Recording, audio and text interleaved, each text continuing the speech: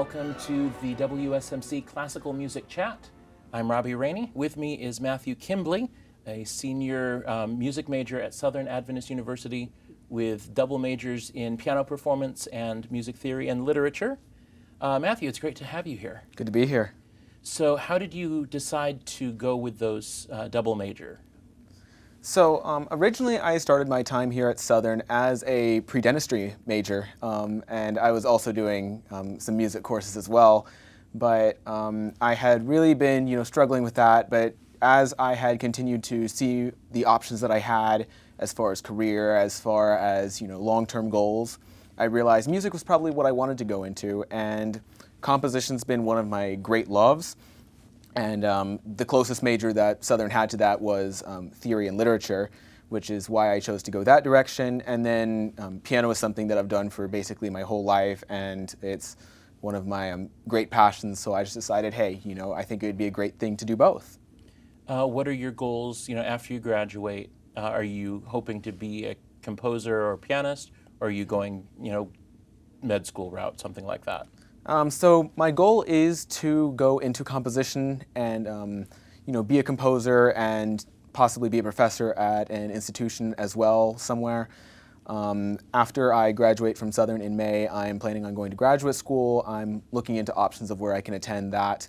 And from there, I plan to work my way up through my doctorate and eventually teach and compose. When did you start composing? I started composing when I was about 5 or 6 years old. My parents were in a church board meeting, and for some weird reason I happened to have some music papers, so I just started writing notes down on a piece of paper. None of it sounded good in any way, shape, or form, but I liked doing it. I thought it was fun, casual activity, and by the time I was 10 years old, I had my first hymn arrangement that a group of violinists and I got to perform at our church. And throughout high school, I continued to keep it as a hobby, and by the time I got to college, I knew I seriously wanted to do this in the long term. How has being a pianist influenced what you write, how you write it, the kinds of things you choose to write? So as a pianist, I honestly would not say that ends up being the focus of my composition. It's very useful for me because I can sit down, test out chords, get ideas, and the piano is one of the instruments with probably the widest diversity of repertoire.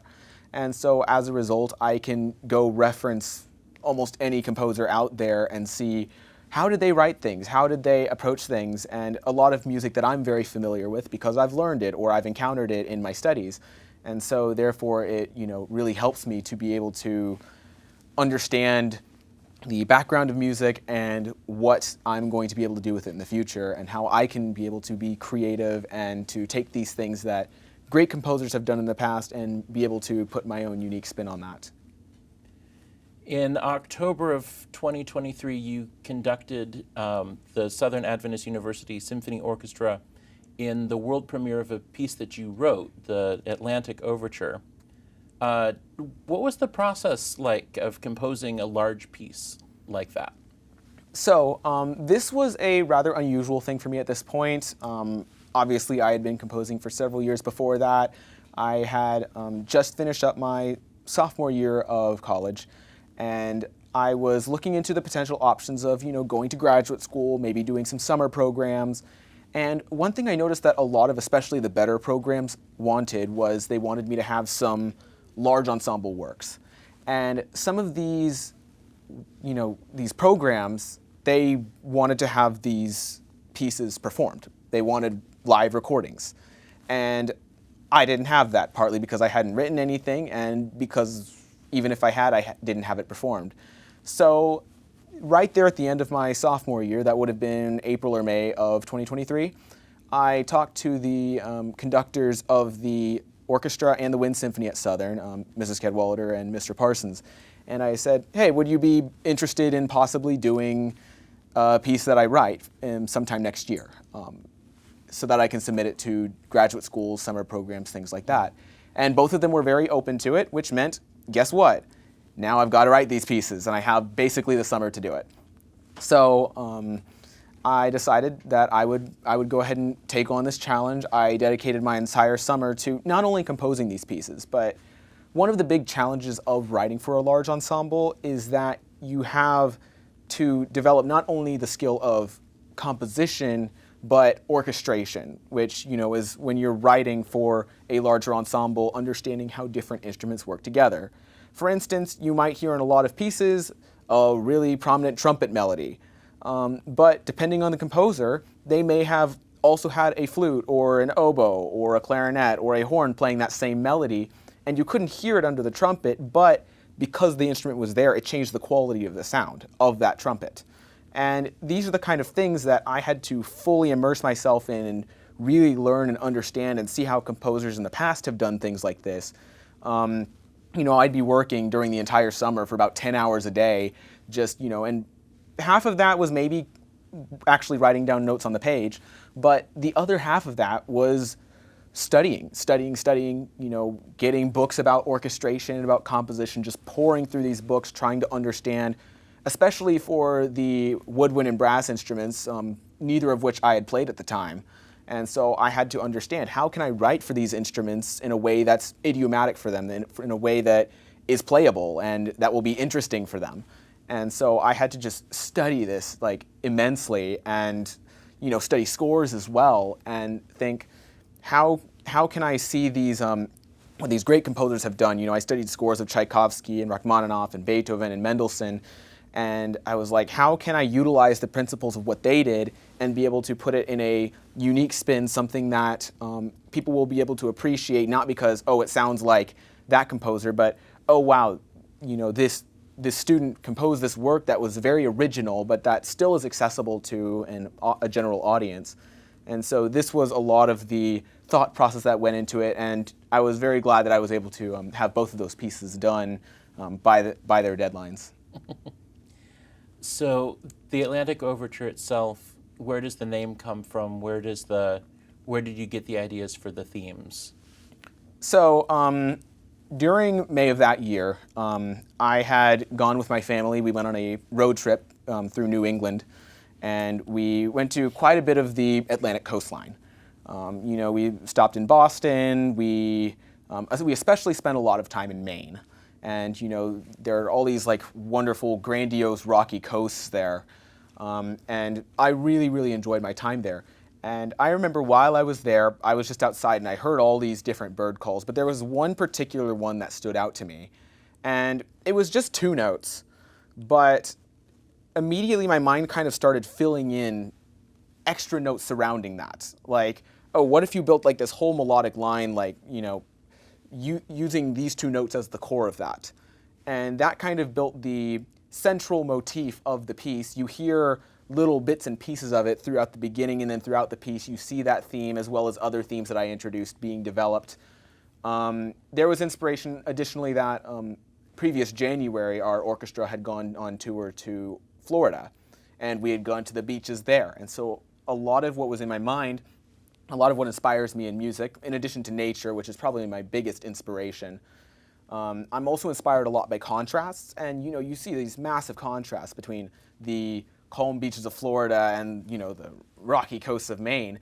And you have these nice, beautiful, cloudless days. You have these storms, and you have all these different things. And throughout the Atlantic Overture, you can hear a lot of these contrasts being built throughout the music. And so that was a lot of the basis for the writing of this piece, just centered around the idea of the Atlantic coast and the diversity that you find in terms of weather, in terms of culture, in terms of, environment, everything like that. Mm-hmm.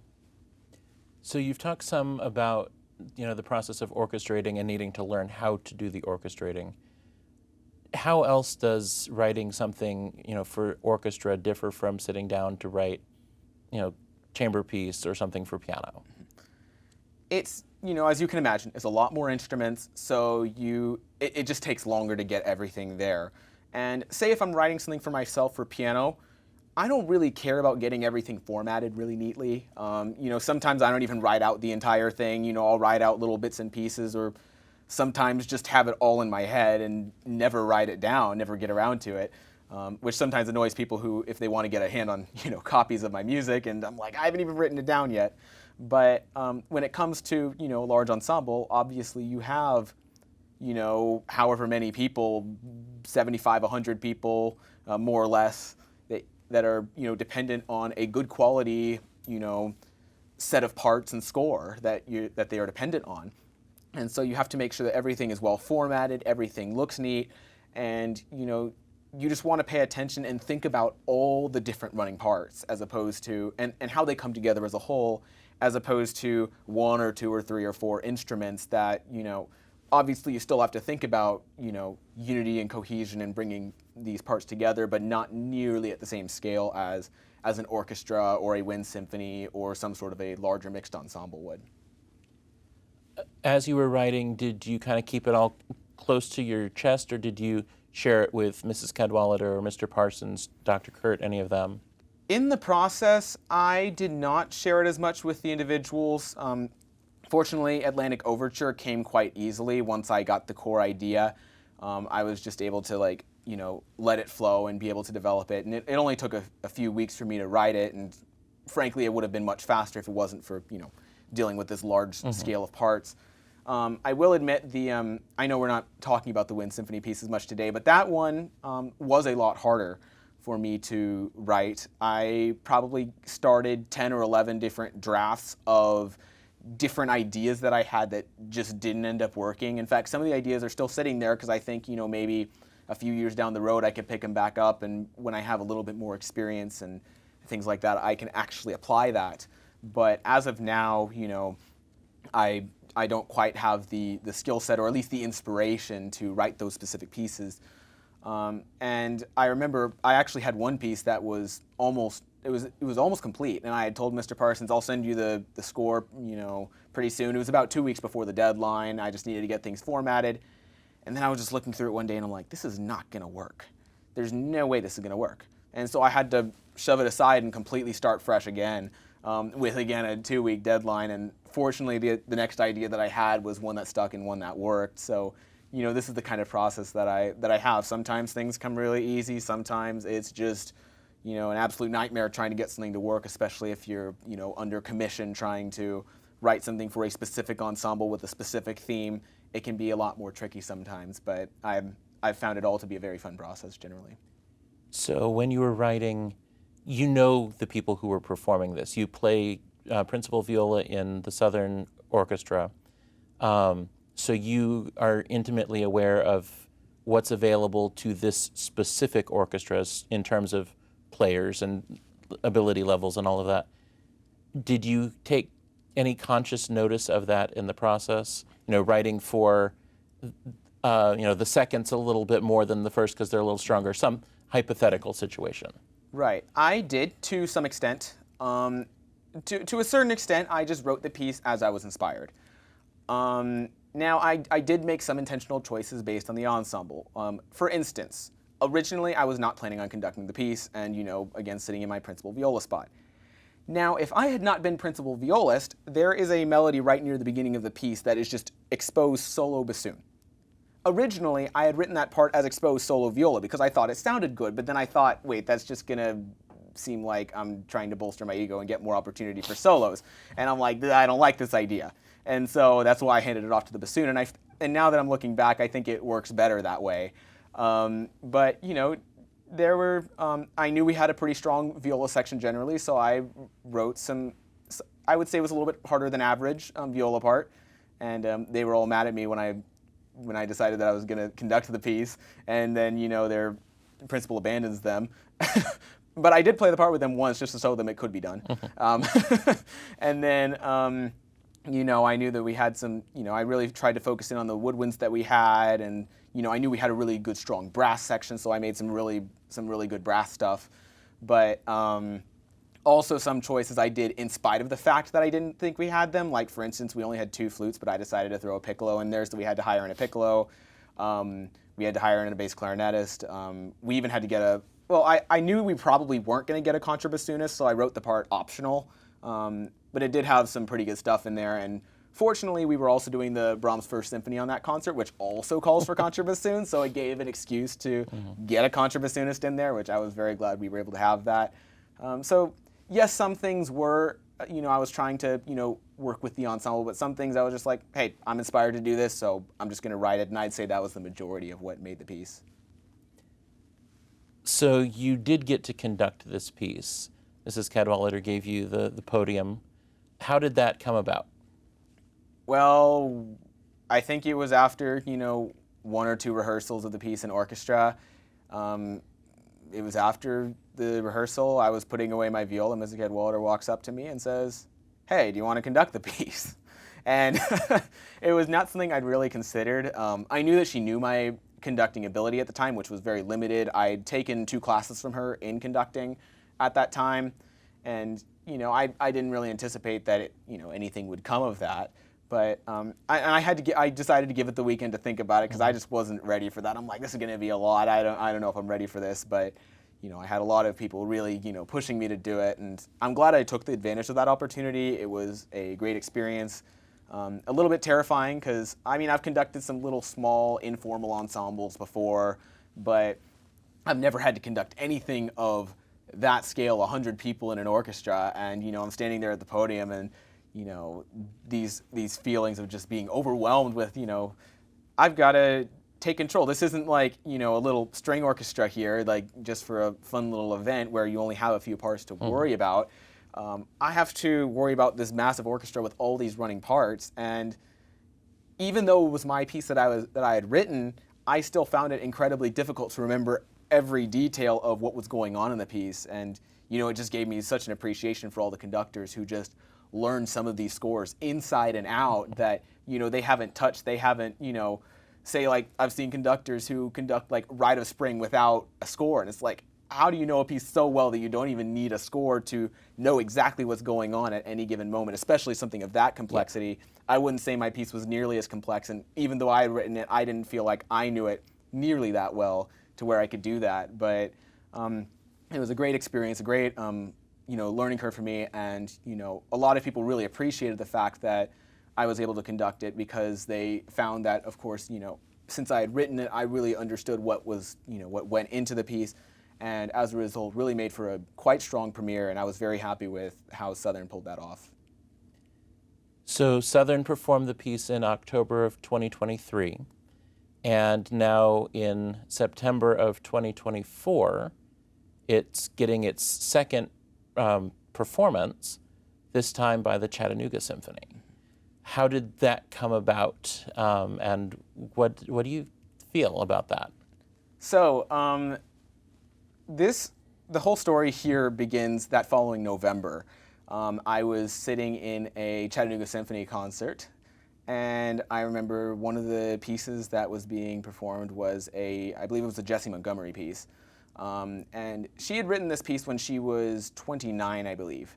And I remember, because I was seeing that in the program, and I thought, wow, that's really cool, this young individual getting a work performed by a professional orchestra. Obviously she's, older than that now, but the point is that she had written this piece when she was at that age and was able to get it performed by professional orchestras. And I was like, what would it take for someone like me in, I guess at that age it would have been 9 years' time, that I might be able to get a piece performed by a professional orchestra. And I remember it was maybe a couple weeks later that I was accompanying one of Joshua Holritz's students. He's a violin instructor at Southern and the concertmaster of the Chattanooga Symphony. And he had told me, because I was accompanying one of his students, and while they were putting away their violin, he was like, I was at your performance of Atlantic Overture, which I should actually back up. We had 2 performances of Atlantic Overture, okay. Southern did. The first one was at the concert there, and then the following week we went to the Jewish Community Center in Chattanooga. I'd forgotten about that. Right, and so we had performed the piece there as well, and that was where Dr. Holritz was, and he said, I really appreciated your piece. I thought it was a lot of fun, and I think it would be something that would be fun for the Chattanooga Symphony to do. I'm going to talk to them, see maybe if they might want to do it at some point. There's no guarantees on anything, and that's depending on the person, could very much be musician speak for. yeah, they're not going to do this, but I think it would be fun if they might do something like this. And mainly as saying this to me as something that, like, oh yeah, I appreciate your work. I think it's worthy of the Chattanooga Symphony. Nobody else is going to, but but I do. I think it's nice, and so I just figured it was a nice compliment, whatever, and took it at face value and left the room and didn't give it a thought until I want to say it was March or April, somewhere in there. But yeah, it would have been March. It would have been March. And he had, and I was accompanying another one of the students, and he said, I haven't forgotten about it. I have been in contact with the Chattanooga Symphony, and I think there's a good chance that we get your piece performed. And so now it's like, okay, this is slightly more serious. This is, he said that they're actually discussing it now, and there's a good chance of it. And I remember then I left, I went to go study for some class. About half an hour later, I get an email from the librarian of the Chattanooga Symphony saying, "Hey, we're interested in potentially doing this piece. We just need some details on different things for orchestration, that kind of thing, making sure that it would be feasible for their orchestra to do." So I sent in the information, didn't hear anything for quite a while, but I believe it was in June. I was in a hotel room in Italy, I believe it was. I was on a tour there for a class. And I was just sitting there and just relaxing, and then I got an email saying, "We're definitely doing the piece." And for me, it was like my mind immediately goes back to that CSO concert in November, where I had thought, like, what would it take for this piece to be performed in 10 years' time, and it ended up being 10 months' time, and it was honestly a really incredible experience for me. And then ironically, the conductor who was there, the guest conductor, is now the conductor of the CSO, so he's going to be the one conducting the same piece. And for me, it's just such a huge blessing and an honor. It's not something that I ever anticipated to have happen generally, much less this soon, this early, when I haven't even graduated with my bachelor's degree yet, that I'm able to get a work performed at this level. And I'm hoping to, be able to continue to share this music with an even wider audience. I think it's been cool getting to share my music with people at Southern, with different Adventists around the United States, around the world. I've been able to share in a lot of these places. But my goal has always been that I want to be able to share my music with a very wide and diverse audience and be able to bless people from around the world in all sorts of backgrounds, ages, religions, everything like that. And I know from the performances that we'd had with the Southern Orchestra that there were some people who were really, really blessed by the Atlantic Overture. And I even heard some stories of some people who, hearing that piece was actually a turning point in their lives. Which is not something that I'd ever anticipated, just writing a piece and throwing it out there and getting it performed just to help me get into graduate school, that there would be lives actually changed because of that.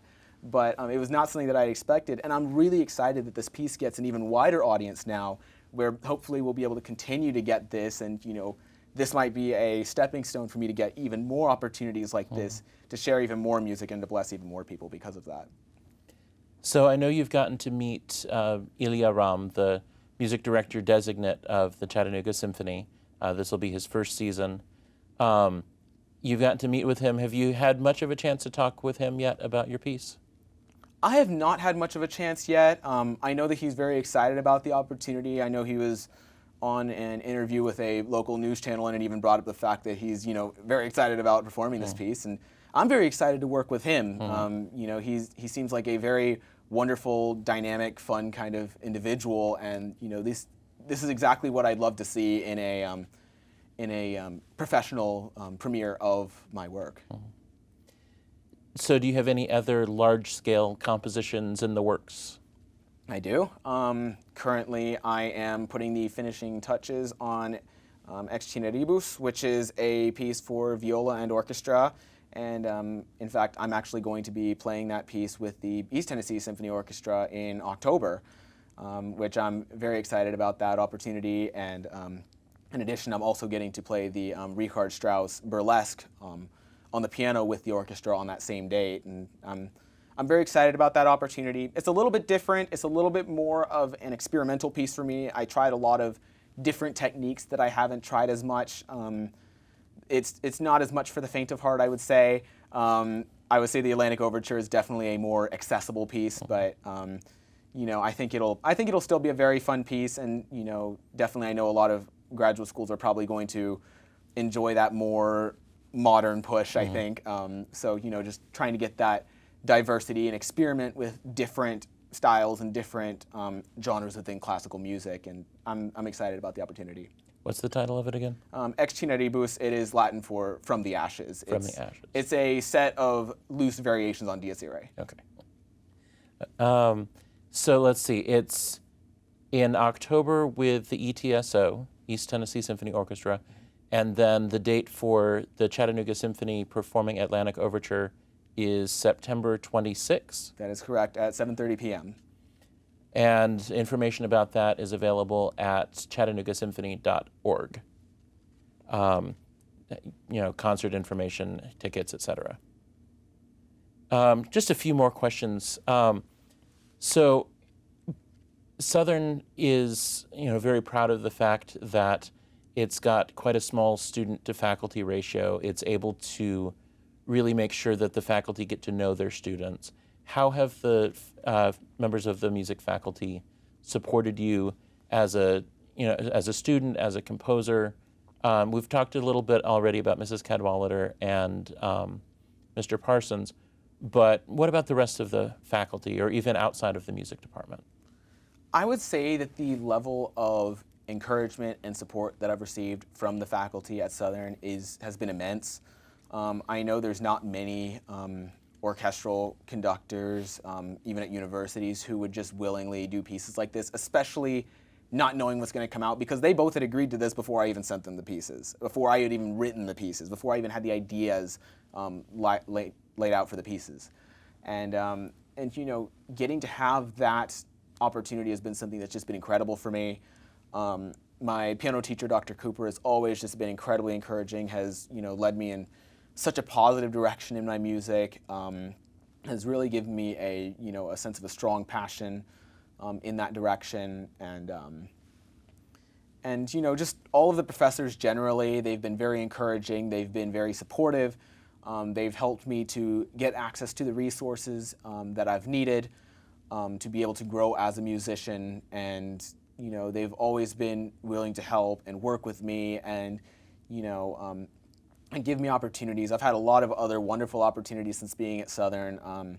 I've gotten to do a number of piano recitals. I've also gotten to do a composition recital where I got to play a lot of chamber music that I'd written alongside quite a number of my friends. And see, that's another thing. You know, a lot of my friends, then, you know, fellow classmates at Southern, they have been incredibly encouraging. You know, they've been, you know, always willing to get to play my music. They're always eager. They're always encouraging me. They're, you know, when we played Atlantic Overture or Pursuit of Happiness with the Wind Symphony, you know, they were always, you know, so excited whenever we'd get to pull that piece out and do some work on it and be able to, you know, further develop it. And, you know, a lot of them still listen to the piece to this day. They tell me, and I see it because, you know, Atlantic Overture, Southern's performance, I have it on Spotify right now. And I see the numbers. People definitely still listen to that. And I have people who tell me all the time, oh yeah, I still listen to Atlantic Overture. I love it so much. I've found it to be great study music, or just inspirational generally. And then, you know, in my composition recital, a lot of people learned some rather hard music with, you know, not much that they're getting in return other than the opportunity to make some music, hopefully good music. You know, I assume they thought it was, you know, enjoyable to be able to play and experience. Otherwise, I don't think they would have done it. But it was a lot of fun to be able to, you know, get those experiences, and I've really appreciated all the connections I've been able to make at Southern with such wonderful faculty, great friends, wonderful musicians. It's just been a great experience. Now, as you were talking about the various recitals, I remembered one that you brought up probably 6 months or a year ago, featuring a sort of different composer, the illustrious P.D. Bach. Is that still on the books? We are still trying to figure out the logistics of that. I have a few pieces that I had originally wanted to do that are only available on very, very expensive rental. Of course. And because it's students that are, organizing and funding the whole thing, it's not really feasible, unfortunately. But we do have a number of pieces that we're still looking into doing, and I may or may not be taking a little bit of liberties to do a PDQ box style character myself for this recital, and that's something that we'll continue to be looking into the options and the feasibility. We don't currently have a date set for that. We did, but that date was ended up having some conflicts, so we're having to change it. But as of now, we are definitely still planning to do that, and I think it would be very fun if we were able to do a recital, just experiencing the joy of music. I know my freshman year we did an animals themed concert. We did St. Saëns Carnival of the Animals and the cat duet that was by Rossini. It was Rossini, and a couple other fun animal themed pieces. Copeland's Cat and Mouse, a couple really fun pieces, and we just had a blast with it. Dressed up like animals, everything else. It was very fun, and I just wanted for my senior year to be able to do something similar. And especially knowing that Peter Schickley, the man who was behind the character of PDQ Bach, had died earlier this year, I figured it would be a wonderful tribute to be able to just get to perform some of his music and other music within that general genre of parody and fun and just having a good time.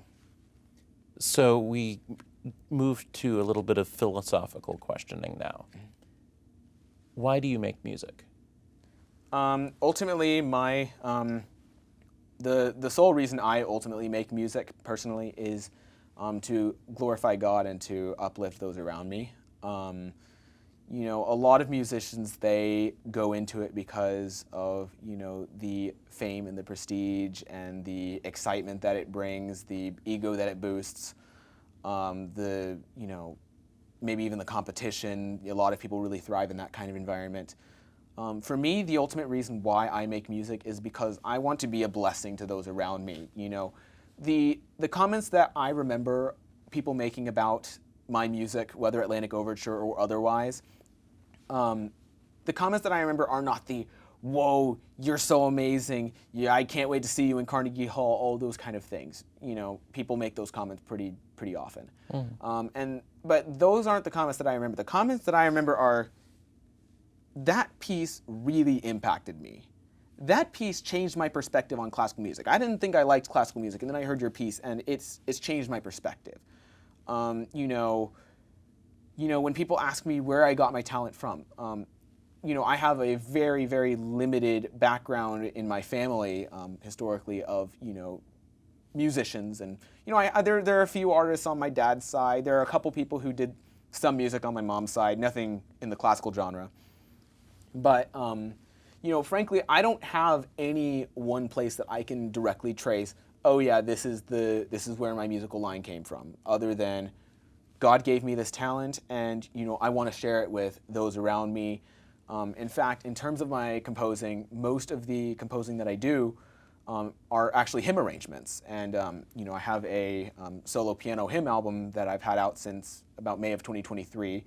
I love sharing that around wherever I can to, be able to bless people through music as well. I'm currently working on a second album, and I believe that hymns have a great power to be able to do that. But I also believe that, classical music as a general genre is very effective in that as well. And so, whenever I write music, of any sort, my goal is, I want this to be a blessing. I want this to be something that others can gain something out of. I don't, obviously I gain a lot of joy out of being able to write this music and do things, but the greatest joy that I receive is when I see people being blessed by the music that I write or the music that I perform, but ultimately the music that God has inspired me with. If you could write a love letter to one piece of music, and I do want it to be just one piece of music, it can be any piece, which one would you choose and why would you choose it? Interestingly, the piece that I would choose is also going to be performed on the Chattanooga Symphony concert. the same one where Atlantic Overture is being performed, and that is the Rachmaninoff Rhapsody on a Theme of Paganini. And a lot of the reasoning behind that is that was probably my first large leap into the realm of, really deep, intense classical music. I had started learning it when I was, I want to say 14 or 15. I performed it with the ETSO when I was 16, right before COVID hit. I was glad we were able to get that in. But I remember it was when I had performed that piece that I first got that really deep inspiration for classical music and thinking, wow, I would love to do this for my life. That was never something I'd really considered before. People had always told me that growing up, as, I grew up in North Carolina, and, people would always, call me this, like, prodigy kid, whatever, and my parents sheltered me quite a bit. I didn't know anything about that, and I'm glad they did to some degree. I would not have wanted to get into the spotlight that early. I don't think it would have been good for me at all. But, it was at that age of 16 when I got that opportunity to perform the Paganini Rhapsody. As much as now looking back on that performance, it was not nearly as strong as I wish it could have been. I will say it was such an impactful piece for me to experience, to be able to learn that piece, to develop with it, to grow with it over the course of years, and then ultimately be able to perform it. I've had that opportunity with many other pieces, but the Paganini Rhapsody was the first time that I really had connected with a piece and connected with classical music so deeply that I knew, if this is what I'm going to do for my life, I could just do it. And of course, that is what I'm doing now. And I'm very grateful for the opportunity that I had to learn such an incredible piece. And I'm excited that on this upcoming performance, the Chattanooga Symphony will be playing that with Stephen Beck, I believe. What pieces of music are you listening to in your, this isn't necessarily what you're studying, but just what's going through your Spotify playlist these days? Just a wide diversity of classical music. I try to listen to music from, as early back as, medieval Renaissance music. I try to expose myself to that, work my way through all the different periods of music, and then even a lot of the modern 20th century stuff, I find myself listening to that a lot because, my goal is as a composer, as a musician to, pull a wide variety of music together and to make something that will be, interesting and uplifting, and, even say, like, a lot of this music people don't like very much. You ask the average person, do they like, medieval music, and most people would be like, I don't know about that one. Or, you pull out a Schoenberg or a Ligeti piece or something like that and show it to someone, and, oh, what is that? And even to this day, I still have some of that reaction sometimes. But, in so much of this music, there's really, really interesting gems. Even if I don't like the music itself, there are some ideas that sometimes I'll pull from those pieces. Little bits of orchestration, like, wow, they put that instrument with that instrument, and, maybe it was like, oh, wow, they have violas doing pizzicato and a muted horn on top of a Harman muted trumpet, and somehow create this really weird sound out of it. And it's like, oh, I'm going to tuck that in the back of my head for something that I can use in the future. I didn't like their use of it here, but I think it could be used interestingly somewhere else. And, I try to listen to even, additional variety. Sometimes I'll listen to, Latin American music or jazz or different, different genres, different cultural types of music, Asian music. I try to listen to those on occasion as well because, once again, my style generally is very cosmopolitan. Just pull the best of what I can find and put it together into something that will, be a unique individual Matthew Kimbley flair, but at the same time something that, people are able to really appreciate and enjoy and be inspired by. Thank you so much, Matthew Kimbley, for sitting with us and spending some time talking about a little bit of everything, I guess. It's really been a great pleasure. Thank you so much. Thank you.